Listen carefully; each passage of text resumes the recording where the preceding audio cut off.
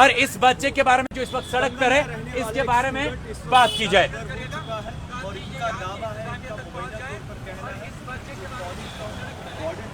जाने के साथ सही व्यवहार नहीं किया गया है और ये इस वक्त दर बदर तो जो बाकायदा तौर पर हो चुके हैं। मैं आपको बता दूं कि शुबा क्या है, वजूहात क्या है, किस तरीके से मामला पेश है, सभी उम्मत मुस्लिमा को वॉइस ऑफ कश्मीर बाकायदा तौर पर प्यारे ही होंगे और इनका दावा है कि 5 दिन ये बीमार हुए या फिर मुलविस हुए। और ये केस नहीं हुआ इसके बाद ये सारी चीजें इनके साथ वजह नाम जान वजूहात जान अच्छा मैं मैक्सिमम सर वो हाँ? मैक्सिमम सर वो बराबर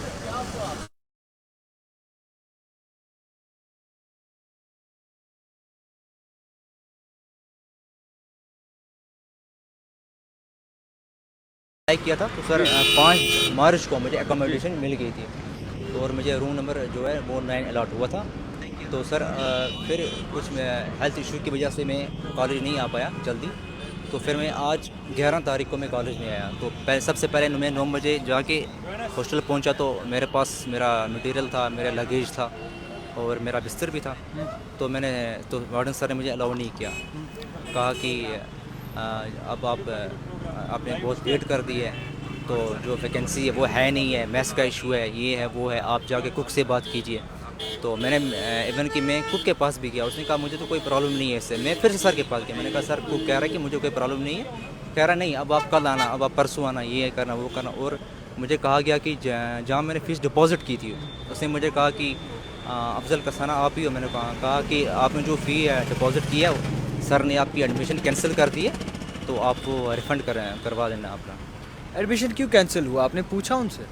कहा कि आप लेट आए हो, यही कहा उन्होंने मुझे। लेट तो सिर्फ 3-4 दिन है, वो भी हेल्थ इश्यूज़ की वजह से। मेरे पास कार्ड्स भी, मैं 1 नाइट जो मैं था एडमिट था इसमें फ्लोरेंस हॉस्पिटल में, तो हेल्थ इश्यूज़ की वजह से मुझे थोड़ा डिले करना पड़ा, बस यही मसला था। अभी घर वालों से रब्ता हुआ? क्योंकि इस वक्त अगर देखा है तो आप श्रीनगर सिटी में ज़्यादा दूर भी नहीं है, मगर ये चीज़ ज़रूर हर्ट करती है अंदर से कि अगर बच्चा पढ़ने निकला है फिर उसके बाद ये चीज़ें अगर वालिदैन को घर पे पता चली तो बहुत ज़्यादा दुख होता है। जी जी हाँ, घर पे मैंने बात की थी मगर मैंने उनको ऐसा नहीं कहा कि मैंने सुबह से कुछ खाया नहीं है या ऐसा मसला हो गया। हाँ, मैंने खाली भाई से बात की थी। कितने बजे सुबह आप आए? मैं सुबह यहाँ पे 9 बजे आया था। 9 बजे से? 9 बजे से अभी तक 9 यहीं बजे पे? आया और मैंने अपना एग्ज़ाम दिया। मैंने अपना एग्ज़ाम अप्रॉक्सीमेटली 12 बजे जो है वो ख़त्म किया।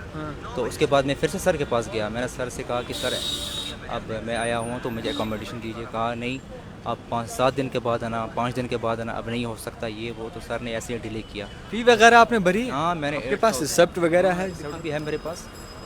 फ़ी आपने कब सबमिट की थी? मैंने जी जो फ़ी है वो सबमिट की है मैंने 5 मार्च को। 5 मार्च? हाँ, 5 टोटल मार्च फ़ी आपने भरी? 8000 मेस फीस मैंने भरी है। जब आप अंदर आए तो व्यवहार क्या रहा, मतलब बिहेवियर कैसा रहा बॉडी में? सॉरी व्यवहार कैसा था, बिहेवियर कैसा था जब आप अंदर गए? जी जी सर ने तो मैं कहूँगा कि सर ने तो एक एरोगेंसी दिखाई। उसने तो बिल्कुल मेरे साथ कोऑपरेट नहीं किया, क्योंकि मैंने इतनी रिक्वेस्ट की थी सर को कि सर प्लीज़ इस टाइम पॉसिबल नहीं होगा मेरा घर पहुँचना। सर ने तो मेरी कोई नहीं मानी। सुबह से कुछ खाया आपने? नहीं, मैंने तो खाया नहीं। मेरा कल भी एग्ज़ाम है, मैं उसी के टेंशन में हूँ कि अब डिस्टर्ब हो गया, मेंटली मैं डिस्टर्ब हो गया कि मैं कल के बारे में, कल के पेपर के बारे में मैं सोच नहीं पा रहा हूँ कि मैं क्या करूँगा, वहाँ पे क्या लिखूँगा। अब आपकी क्या गुजारिश है, अपील क्या रखते हैं?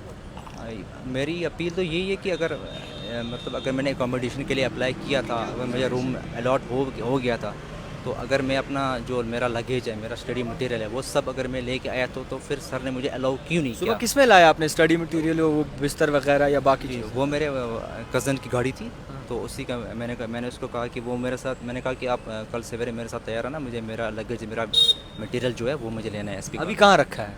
वो तो वहाँ पे कॉलेज में ही है, हॉस्टल जो है हॉस्टल में ही पड़ा हुआ है वो वहाँ पे। तो आपको स्लिप पे वगैरह कहीं लिखा था कि कोई लास्ट डेट है, इसकी डेडलाइन है कोई? ऐसा तो कुछ नहीं लिखा था, ऐसा तो कोई मेंशन नहीं है इसमें तो खाली ये जो मैंने पेमेंट 8000 पे की है वो है, और वार्डन सर का सिग्नेचर है यहाँ पे। जी जी तो फिलहाल क्या करेंगे, क्योंकि इस वक्त बड़ी मजबूरी में आप, कल भी आपका एग्ज़ाम है, रमज़ान का पाक मुक़द्दस महीना भी जो है शायद स्टार्ट होने वाला है, क्या कहेंगे आप? अब मैं कोशिश कर रहा था घर जाने की, मगर अभी तो सर्विस मुझे लगता है बनना तो मुश्किल हो जाएगा। अब वैसे फ्रेंड भी तो मेरा कोई नहीं है, अब देखता हूँ मैं किसी फ्रेंड से बात करके कि उसका कोई यहाँ पे होता, मैं नाइट स्टे की कोशिश करूँगा कि मेरी नाइट स्टे जो है यहीं पे हो जाए। खैर मैं आपको बता दूं कि जिस तरीके से इन भाईजान का कहना है कि ये इनकी सेहत नासाज थी और इन्होंने बाकायदा तौर पर एग्ज़ाम के लिए आज आए थे और सारा सामान जो भी इनकी किताबें वगैरह हैं, बिस्तर वगैरह हैं, वो इन्होंने साथ लाए थे।